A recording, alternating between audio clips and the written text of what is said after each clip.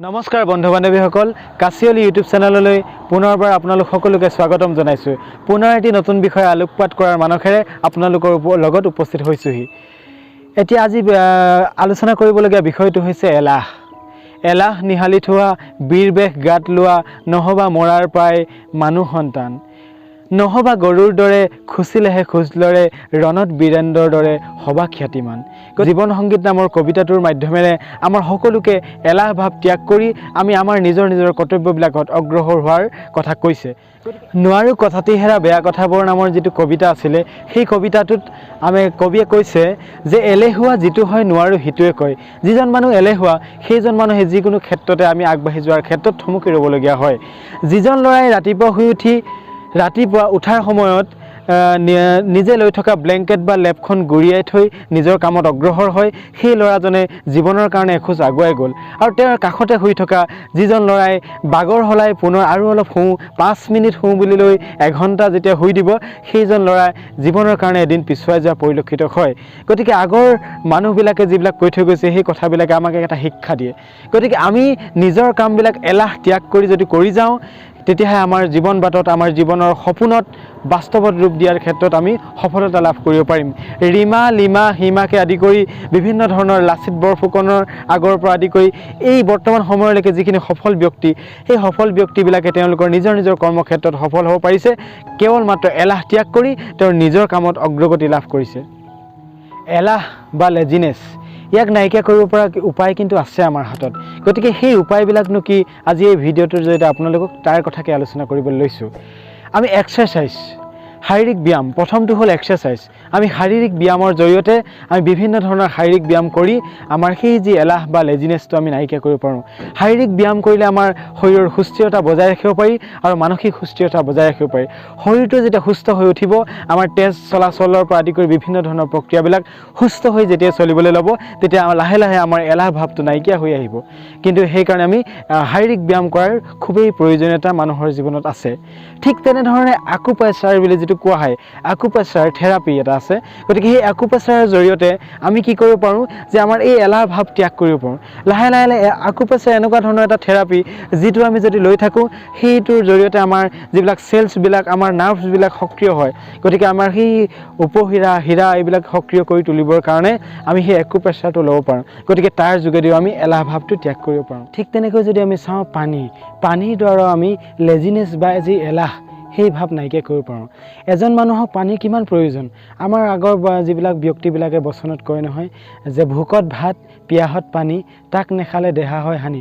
গতিকে আমাৰ দেহাটো যদি হানি নকৰিব বিচাৰোঁ, দেহাটো যদি সুস্থ ৰাখিব বিচাৰোঁ, তেনেহ'লে আমাৰ পানীৰ প্ৰয়োজনীয়তা আছে। গতিকে এজন মানুহৰ ক্ষেত্ৰত যদি আমি চাওঁ, পুৰুষৰ ক্ষেত্ৰত চালে আমি 3.7 লিটাৰ পানী এজন পুৰুষে খাব লাগে প্ৰত্যেক দিনাই। ঠিক তেনেদৰে মহিলাৰ ক্ষেত্ৰত যদি আমি চাওঁ, 2.7 লিটাৰ পানী প্ৰত্যেক দিনাই মানুহে খাব লাগে। গতিকে পানী যদি আমি খাওঁ, পানী খোৱাৰ জৰিয়তে আমাৰ শৰীৰটো সুস্থ হ'ব। যেতিয়া শৰীৰ মন সুস্থ হ'বলৈ ধৰিব, তেতিয়া লাহে লাহে আমাৰ যি এলাহ ভাৱটো নাইকিয়া হৈ যাবলৈ আমাৰ আৰম্ভ কৰিব। গতিকে তেনেকৈ আমি পানীৰ ওপৰত গুৰুত্ব দিব লাগিব। এলাহ ভাৱ নাইকিয়া কৰিব পৰা উপায় বা পথ বুলি ক'লে আমি ফল মূলৰ কথা আমি চাব পাৰোঁ। গতিকে আমি ফল মূল যদি সদায় খাবলৈ লওঁ, প্ৰত্যেক দিনাই যদি এটাকৈ ফল যদি আপুনি খাবলৈ লয়, তেতিয়া আপোনাৰ ডক্তৰৰ ওচৰলৈ যোৱাৰ প্ৰয়োজনীয়তাটো কমি যাব। গতিকে সেই যে ফল মূলবিলাক যদি আমি খাওঁ, তেতিয়া আমাৰ শৰীৰটো পাতল হৈ থাকিব। আৰু যেতিয়া শৰীৰটো পাতল হৈ থাকিব, আমাৰ কাম কৰাৰ যিটো স্পৃহা বা স্পীডটো বাঢ়ি থাকিব আৰু চিন্তা কৰাৰ স্পীডটো বাঢ়ি থাকিব। আৰু তেতিয়া আমি ভাল চিন্তা, ভাল কৰ্মৰ মাজেৰে আগবাঢ়ি যাব পাৰিম। আৰু যিটো এলাহ ভাৱ, আমি যেতিয়া বেছিকৈ খাদ্য গ্ৰহণ কৰোঁ, তেতিয়া আমাৰ এলাহ ভাৱটো বেছিকৈ আহিবলৈ লয়। গতিকে এনেকুৱা ফল মূল জাতীয় খাদ্যবিলাক খালে আমাৰ এলাহ ভাৱটো লাহে লাহে কমিবলৈ আৰম্ভ কৰিব। এলাহ নাইকিয়া কৰিব আৰু এটা পথ হৈছে পৰিষ্কাৰ পৰিচ্ছন্নতা, নিট এণ্ড ক্লিন। প্ৰত্যেকজন ব্যক্তি যদি চাফ চিকুণ হৈ থাকে, গা পাৰ পৰা আদি কৰি ওচৰ চুবুৰীয়া যিটো পৰিৱেশটো, আমি ঘৰুৱা পৰিৱেশটো যদি চাফ চিকুণ কৰি ৰাখোঁ, তেতিয়া লাহে লাহে আমাৰ এলাহ ভাৱটো নাইকিয়া হৈ যাব। আমি চাফ চিকুণ হৈ থাকিলে আমাৰ যিটো ভাগৰ, টোপনি, সেই তেনেকুৱা ধৰণৰ যিবিলাক দিশবিলাকে ক্ৰিয়া কৰিব নোৱাৰে, তেতিয়া আমাৰ লাহে লাহে এলাহ ভাৱটো ত্যাগ কৰিব পাৰিম। তাৰপিছতে আমি নিজৰ যিবিলাক লক্ষ্য উদ্দেশ্যত উপনীত হ'ব পাৰিম। তেনেকৈ যদি আমি চাওঁ পাৰপ'জ, সকলো মানুহৰ এটা উদ্দেশ্য থাকিব লাগে গতিকে ভাল উদ্দেশ্য ভাল চিন্তাৰে ভাল শিখৰত আমি উঠিব পাৰোঁ গতিকে সেইকাৰণে আমি ভালদৰে উদ্দেশ্যটো আমাৰ ভাল নহয় ভাল উদ্দেশ্যৰে যদি আমাক আগবাঢ়ি নাযাওঁ তেতিয়া আমি এলাহ ভাৱটো আমাৰ থাকিবই আপুনি কিবা এটা কৰিব ৰাতিপুৱা জিমলৈ যাওঁ বা আমি পঢ়া শুনা কৰোঁ তেনেকুৱা ধৰণৰ শৰীৰ চৰ্চা কৰোঁ যোগাসন কৰোঁ প্ৰত্যেক ক্ষেত্ৰতে আমি উদ্দেশ্যটো কৰিব লাগিব যে মই শৰীৰটো সুস্থ কৰিব লাগিব আৰু শৰীৰটো সুস্থতাৰ কাৰণে যোগাসনেই হওক জিমলৈ যোৱাই হওক এনেকুৱা ধৰণৰ শৰীৰ চৰ্চাৰ প্ৰয়োজনীয়তা আছে গতিকে আমি সেই উদ্দেশ্যটো আমি স্থিৰ কৰি ল'ব লাগিব এটা স্থিৰ উদ্দেশ্যইহে আমাক এলাহ ভাৱ নাইকিয়া কৰি আমাক উদ্দেশ্যত সফল হোৱাৰ ক্ষেত্ৰত সহায় কৰিব ঠিক তেনেকৈ এলাহ দূৰ কৰিব পৰা আৰু এটা উপায় হৈছে লক্ষ্য আমাৰ প্ৰত্যেক মানুহৰ এটা গ'ল লাগিব লক্ষ্য লাগিব লক্ষ্যবিহীন জীৱন বঠাবিহীন নাৱৰ দৰে গতিকে তেনেকৈ বঠা নাইকিয়া নাও এখনৰ যেনেকৈ কোনো স্থিৰতা নাই কোনফালে বতাহে লৈ যাব ঠিক তেনেকৈ আমাৰ চিন্তাধাৰাবিলাক তেনেকুৱা হ'ব লাগিব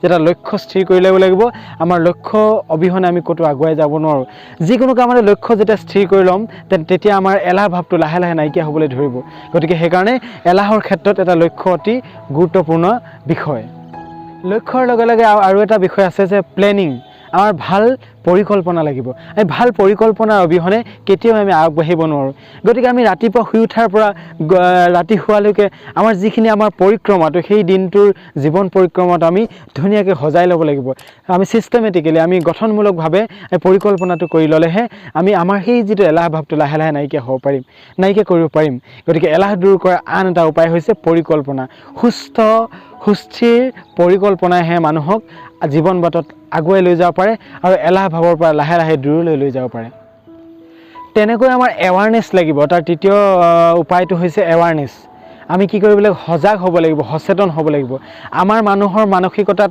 সজাগতা সচেতনতা আহিব লাগিব আমি শৰীৰটো সুস্থ কৰাৰ মনটো সুস্থ কৰাৰ জীৱনটোত আগুৱাই যোৱাৰ আমি যিকোনো এটা গ'ল এচিভ কৰাৰ যিটো আমাৰ সজাগতা মানুহৰ মাজতে আনিব লাগিব আমি চাইনা বা বাহিৰৰ দেশবিলাক জাপান তেনেকুৱা ধৰণৰ যেতিয়া ভিডিঅ'বিলাক চাওঁ তেতিয়া আমি দেখা পাওঁ তাত খৰি কাটিবলৈ যোৱা মহিলাগৰাকী মাছ ধৰিবলৈ যোৱা মহিলাগৰাকীও শাৰীৰিকভাৱে খুব সক্ষম সুস্থ গতিকে সেই শৰীৰৰ সুস্থতাটো বজাই ৰাখিবলৈ তেওঁলোকৰ দেশবিলাকত সজাগতা আছে মানুহৰ মাজত প্ৰচাৰ হৈছে যে আমি কেনেকৈ শৰীৰটো সুস্থ কৰি ৰাখিব পাৰোঁ আৰু শৰীৰৰ সুস্থতা বজাই ৰাখিলেহে আমি যিকোনো কামত সফলতাৰে আগবাঢ়ি যাব পাৰোঁ ঠিক তেনেকৈ আমি শেষত সেলফ কন্ট্ৰোল যিটো নিজক নিয়ন্ত্ৰণ আত্মনিয়ন্ত্ৰণটো আমাৰ খুবেই প্ৰয়োজনীয়তা আছে আমাৰ মনটো উৰণীয়া বিভিন্ন ঠাইলৈ উৰি গুচি যায় গতিকে সেই উৰণীয়া মনটোক বান্ধিব পৰা এটাই উপায় আছে সেই উপায়টো হৈছে জ্ঞান গতিকে জ্ঞানৰ জৰিয়তে আমি মনটোক যদি বান্ধো আমাৰ নিজক কন্ট্ৰোল কৰোঁ সংযমী শক্তিটো যদি আমাৰ মানুহৰ মনত যদি আমি